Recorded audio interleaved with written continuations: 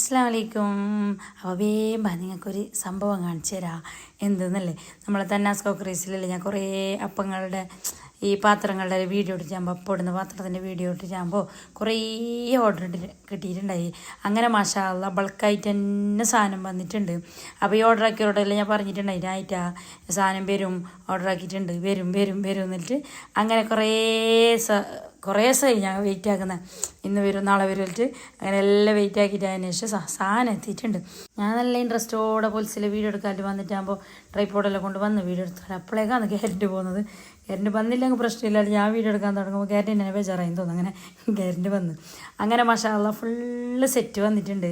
അപ്പോൾ ഇതില്ലേ പെരുന്നാൻ്റെ ഇപ്പം ഇനി പെരുന്നാളല്ലേ വരുന്നത്, അതിലേക്കുള്ള ജ്യൂസും ഉണ്ട്, അപ്പങ്ങളെല്ലാം ഇടാൻ പറ്റിയ പാത്രമുണ്ട്.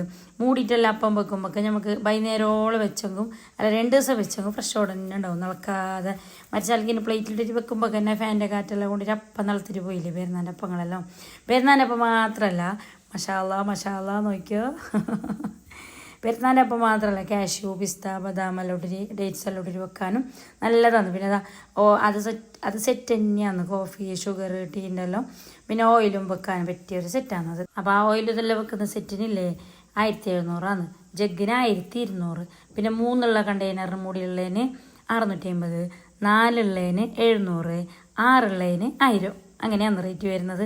കുറേ ആൾ റേറ്റ് ചോദിക്കുന്നുണ്ട്. അപ്പോൾ നിങ്ങൾ എന്ത് ടെൻഷൻ ആക്കണ്ട. ഒരിക്കൽ ഞാൻ ഇത് മേങ്ങിയെങ്കിലേ എത്രയോ കൊല്ലങ്ങളോളം മതി. ഞാൻ ഇപ്പോൾ അവരെ കൂടി ആയ പാടി ഇതല്ല വേറൊരു മോഡൽ എന്നൊന്ന് വാങ്ങിയിട്ടുണ്ടായി. 2000 രൂപ കൊടുക്കുമ്പോൾ ഞാൻ എൻ്റെ കൊടുക്കണം മേങ്ങണം എന്നിട്ടൊരു ടെൻഷൻ ഉണ്ടായി. പക്ഷെ മേങ്ങിയിട്ട് ഇപ്പോൾ ഇത്ര കൊല്ലമായി, 2, 8, 9 കൊല്ലം എന്തോ എന്തായിട്ടില്ല. അങ്ങനെയാണെന്നൊക്കെ. അസ്സലാമു അലൈക്കും.